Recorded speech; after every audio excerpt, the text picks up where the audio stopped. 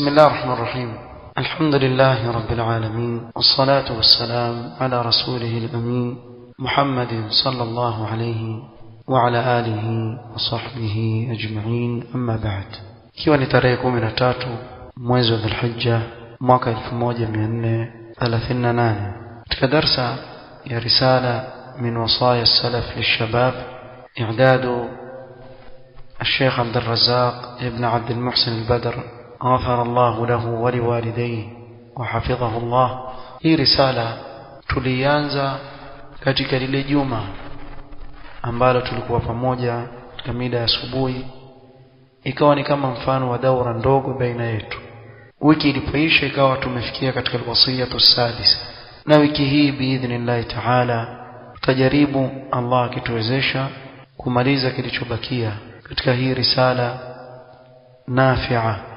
Leo tukiwa tumefikia katika wasia wa 6 miongoni mwa nyasia alizozikusanya Sheikh Abdul Razzaq Al-Abbad حفظه الله تعالى. قال حفظه الله: ومن وصايا السلف رحمهم الله للشباب. katika wasia ambao salaf waliwapa vijana, ما جاء عن عقبة ابن أبي حكيم قال: كنا نجلس إلى عون بن عبد الله فيقول لنا، tulikuwa tukikaa kwa Aun ibn Abdullah rahimahullah, alikuwa akituambia tukiwa vijana: معشر الشباب قد رأينا الشباب يموتون فما ينتظر بالحصاد إذا بلغ المنجل ويمس لحيته. yani huwa wasia alikuwa akiwaambia huko akishika ndevu zake. معشر الشباب, wazungumzia vijana, na sote tuguswa na wasia huu kama vijana. قد رأينا الشباب يموتون, wengi tu tumeona wanaokufa vijana. Na lau kama mtu atachunguza vizuri atakuta kuwa vijana wanaokufa ni wengi kuliko wazee, kwa sababu wanaofika katika umri wa uzee ni wachache. Kila mmoja wetu atizame katika familia yake anaoishi, ni wangapi ni vijana na ni wangapi ni wazee. Utakuta kuwa wazee ni wachache na vijana ni wengi. Na yule mzee aliyoko katika familia yako ashazika wangapi katika walioko chini yake kiumri? Kwa hivyo tumeona wangapi katika vijana ambao wamekufa katika ujana wao. فما ينتظر بالحصاد إذا بلغ المنجل. المنجل آلة يدوية تستخدم لحصاد الزرع, ni ala inayobebwa katika mkono ambayo hutumiwa kuvuna, kukata ile miti inayovunwa au yale matunda ukatwa. Kile kinachopandwa hukatwa kwa ala kama hiyo. ومراده رحمه الله أن من بلغ هذا السن حان له أن يحصد. na makusudio yake rahimahullah kuwa mwenye kufika umri huu asighurike na ule ujana. Amefikia wakati yeye pia atakuwa katika watakaovunwa na kuondoka duniani. لأن الزرع إذا تم حان حصاده, kwa sababu mmea wowote unapotimia basi umefikia wakati wa kuvunwa. والذي كبر أيضا دنت منيته, na kila mtu akikua pia mauti yake yamemkaribia. فذكر لهم ذلك لينبههم أن يغتر الإنسان برؤيته لمن أمد له في العمر. akawatajia haya ili kuwatanabahisha asighurike mwanadamu kwa kumuona yule ambaye Allah amempa umri mrefu. لأن كثيرا من الناس يغتر عندما يرى البعض المعمرين, kwa sababu wengi katika watu hughurika wanapowaona wale ambao Allah amewapa umri mrefu. فيفرط في كثير من الأمور ويسوف ويؤجل. utamwona ana upungufu katika mambo mengi sana, kisha ayachelewesha yake na kusema nitafanya, mpaka kuna wengine ambao wakiwatizama watu wazima wale usema hata mimi pia nitasubiri, nikifika umri ule ndio nitabia kwa Allah subhanahu wa ta'ala. Huko ni kujidanganya. Hapa awakumbusha kuwa usijidanganye kwa kuwa wamuona yule ambaye Allah amempa umri mrefu ukatarajia kuwa eti wewe pia utafika katika umri kama ule. Kama qila yu'ammaru wahidun fayaghurru qauman, mtu mmoja tu apewe umri mrefu awaghuri watu wengi au mzima. Wayunsa man yamutu min ash-shababi, na watu wasahau wale wanaokufa katika vijana. Na hili ni jambo ambalo kila mmoja wetu aliona kuwa vijana wengi sana wametuacha, ambao tulikuwa na wao, wengine pengine tulikulia na wao, wengine tulicheza na wao, wengi sana wamefariki. Wengine labda walikuwa karibu na wewe sana, lakini nikatokea sababu hii, wengine sababu ile. Man lam yamut bisayfi mata bighairi, taaddadat alasbab walmaut wahid. Ikiwa amekufa kwa ajali ya barabarani, mwingine amekufa kwa maradhi, mwingine amelala, watu wakiamka asubuhi yeye amefariki. Sababu ni nyingi, lakini yote yaitwa nini? Mauti. Mauti ni hali yake. Lakini ni wangapi katika vijana ambao wamefariki? Na wengi wetu tumejisahau kiasi cha kuwa, tizama swali letu la kwanza tunaposikia kuwa kuna kijana amefariki, tunaona hakuna sababu yeye kufa. Hakuna sababu yeye kufa. Hatuioni, si ndio? Iko sababu kubwa, ni kuwa wakati wake umefika. Lakini wangapi kati yetu sisi anapoambiwa fulani tumuombee Allah amrehemu, amefariki, kwani alikuwa na nini? Yani mpaka awe na nini ndio afariki? Ilikuwa ni wakati wake ushafika. Allah subhanahu wa ta'ala amejalia ajali yake kuisha katika umri ule. Lakini hili ni kwa sababu twaipenda sana sisi dunia. Sasa mtu akiambiwa kuwa fulani amefariki, ataka kujua sababu ili ajitizame nafsi yake, anayo ile sababu ama hana? Akiambiwa yule alifariki na maradhi fulani, asema alhamdulillah, mimi sina, kwa hivyo bado naishi na nitaendelea kuishi. Yani rohoni ajipa moyo wa kuwa nitaishi. Hiyo ndio sababu, hakuna sababu nyingine. Maskini alikuwa na nini? Alikufa na malaria. Mimi hata sinayo malaria, na sasa ndio nitalala na neti kabisa, wasinikaribie kabisa wale mbu, kumbe waua wale. Yani ajiona yeye basi kwa kufanya hivyo ndio ashayakimbia mauti. Aina ma takunu yudrikumul maut walau kuntum fi burujin mushayyada. Wacha kujiweka chini ya neti, jenga na ngome juu, kule uliko mauti atakufikia, kwa sababu au bila sababu. Siku yako ikifika utaondoka. Ni wangapi katika wagonjwa ambao Allah amewapa umri wakaishi, na ni wangapi na afya zao wakaondoka ulimwenguni? Na kwa kuwa hakuna mtu ajue siku yake ya kuondoka, kama atakavyotaja hapo mbele, atakikana ajitayarishe kwa mauti.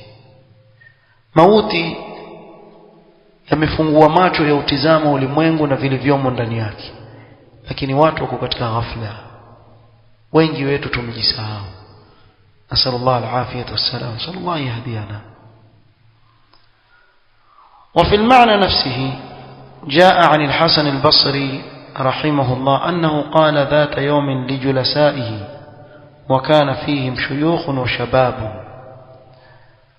katika maana ya athar hii, ya athari al-Hasan al-Basri rahimahullah, siku moja alikuwa amekaa pamoja na wenzake, na miongoni mwa wale waliokuwa wamekaa chini yake kulikuwepo na watu wazima na kulikuwepo na vijana.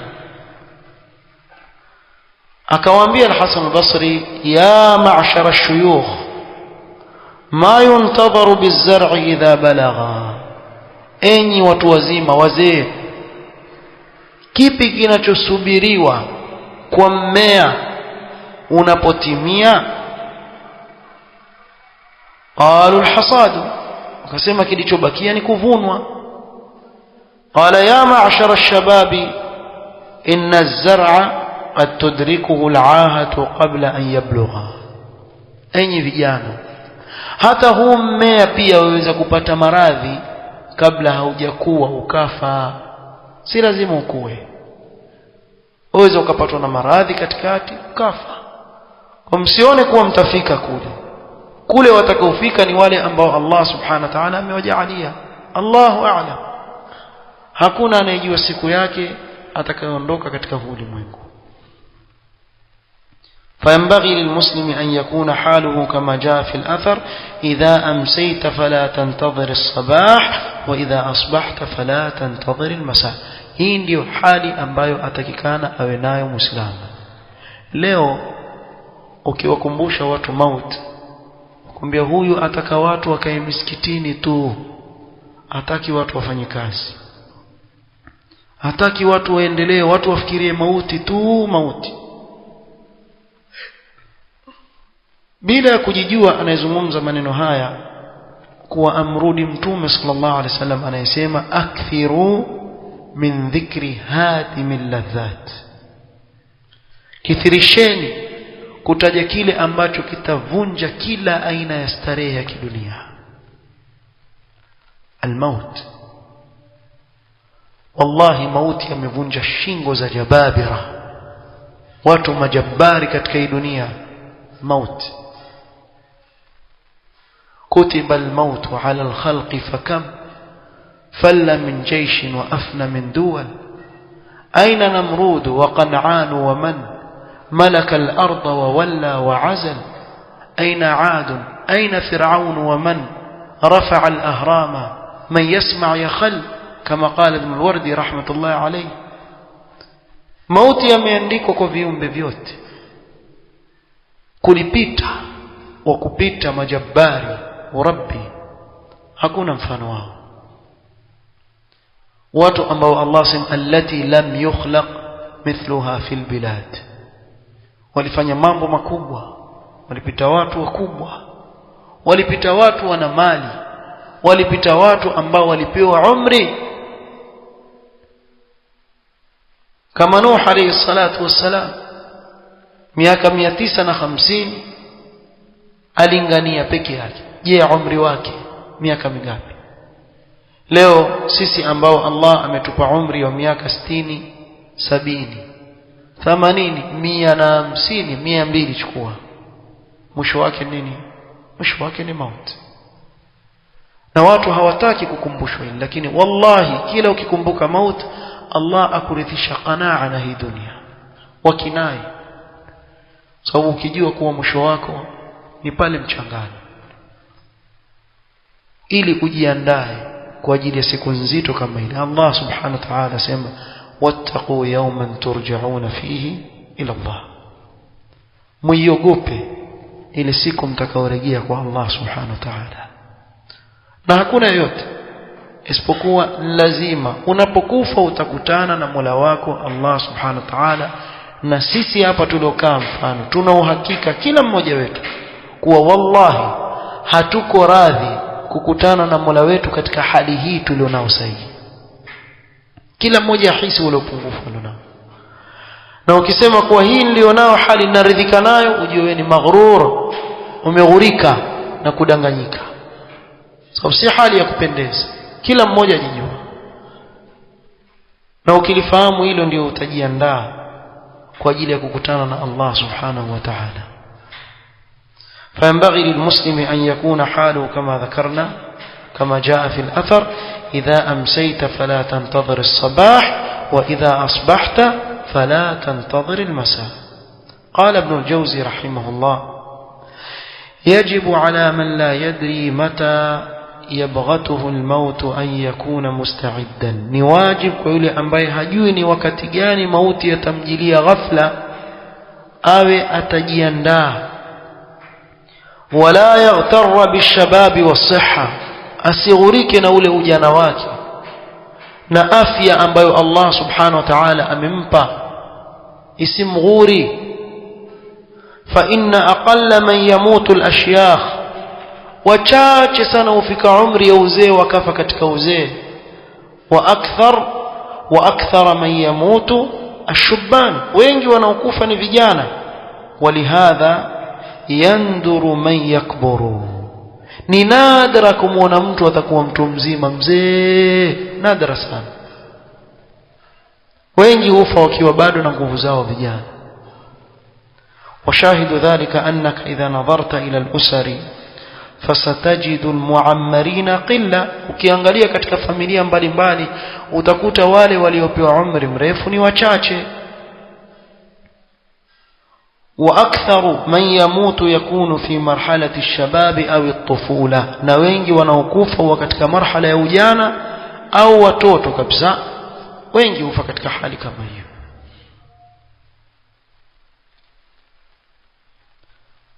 قال الوصية السابعة: ومن وصايا السلف رحمهم الله للشباب, katika wasia ambao salaf walikuwa wakiwapa vijana, ما جاء عن قابوس ابن أبي ظبيان قال: صلينا يوما خلف أبي ظبيان صلاة الأولى, يعني صلاة الفجر.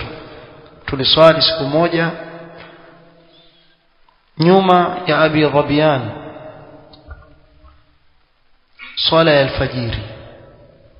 ونحن شباب كلنا من الحي إلا المؤذن فإنه شيخ. sote tulioswali pale ilikuwa ni vijana, isipokuwa muadhin alikuwa ni mtu mzima mzee.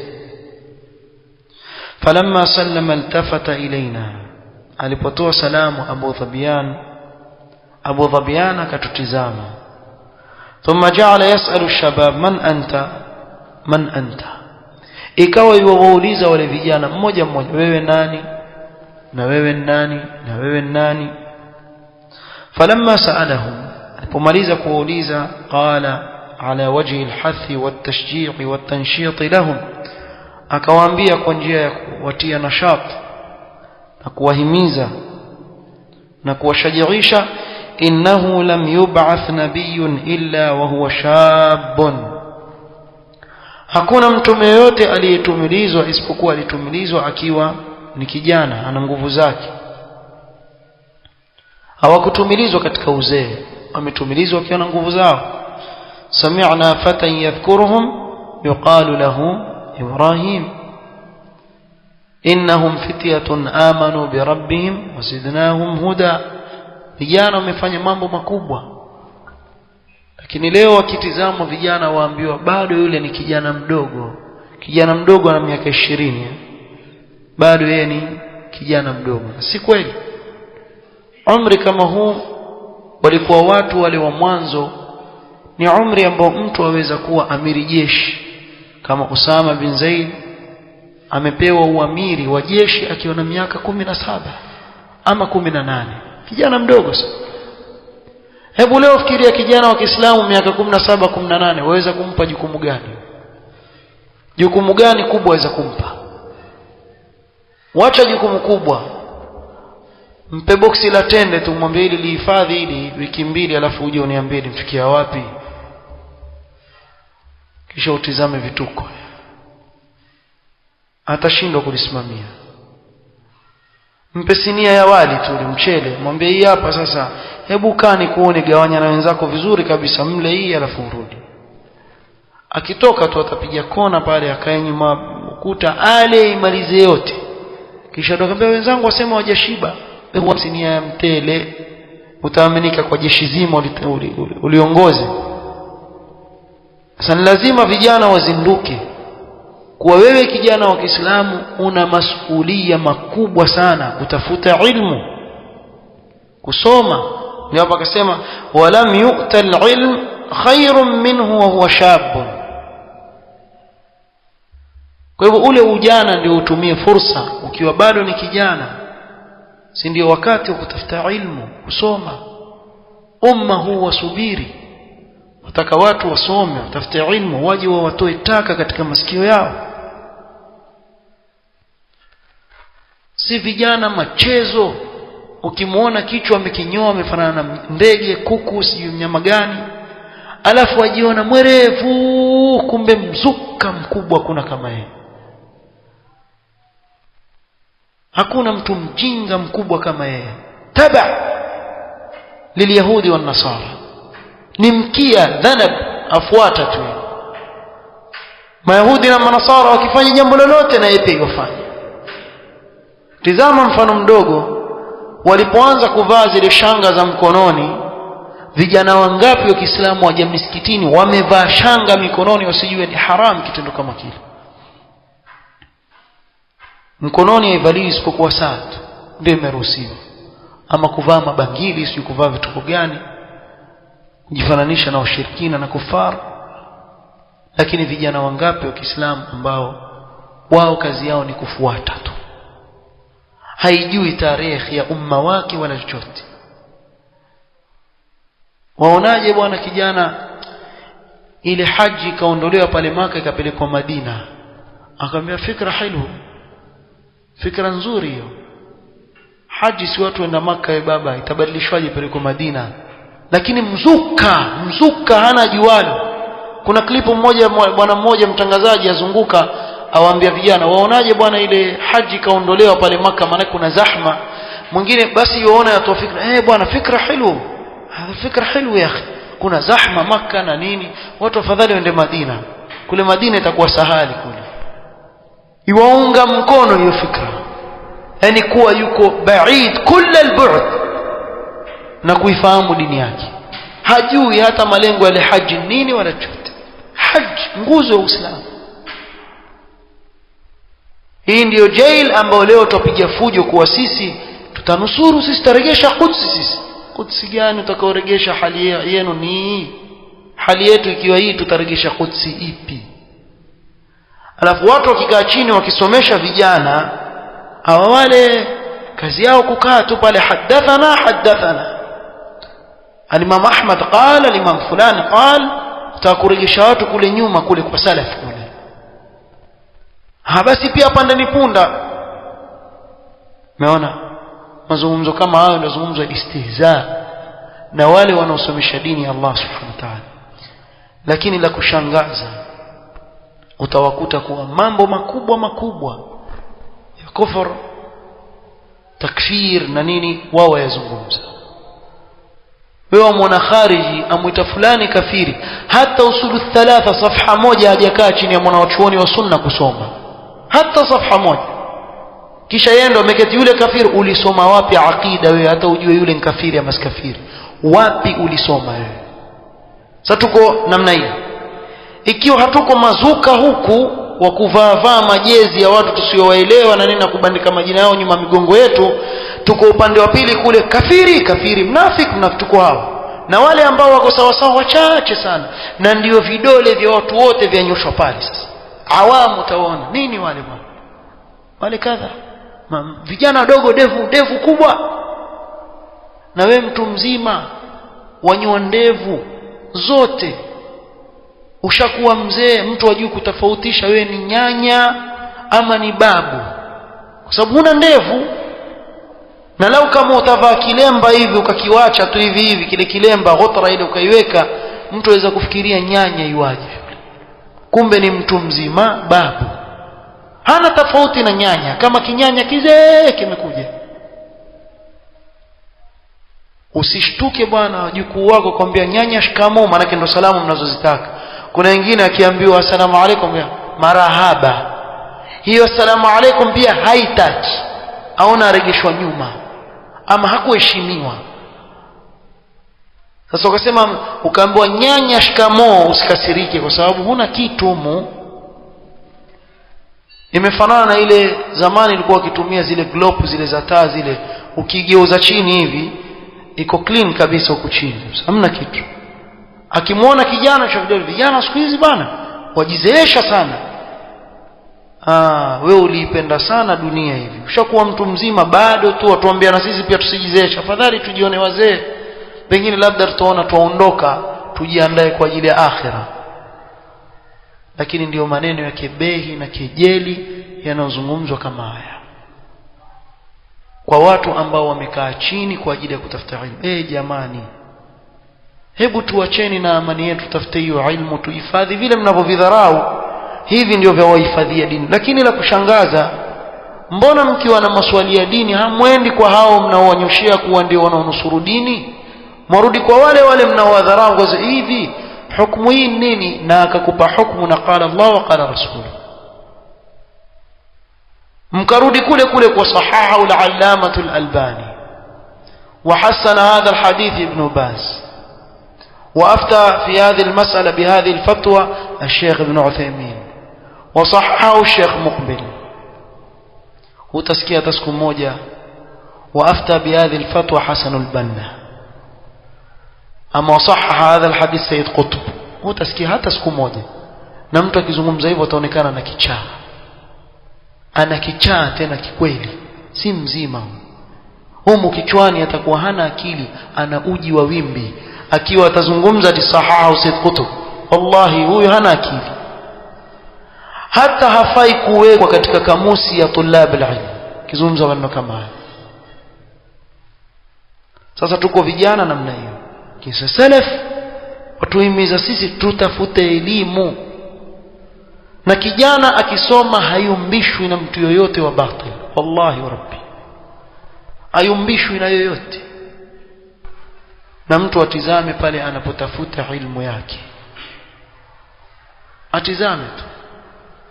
Na mtu yoyote anayekwambia tu maneno yazungumzwa mengi kuhusu ahli sunna kuwa wale ni kadha wale ni kadha, nenda kahakikisha. Falaysa al-khabaru kalmuayana, nenda kahakikisha. Ona fulani huyu ana kibri, huyu sijaona. Wangapi katika watu wawaambia baadhi ya mashaikh kwa mimi nimesikia wewe una kibri kweli kweli, akieleza huyu ndio fulani, ndio huyo unayeambiwa na kibri, ndio huyo hapo. Sasa uongo, si kweli.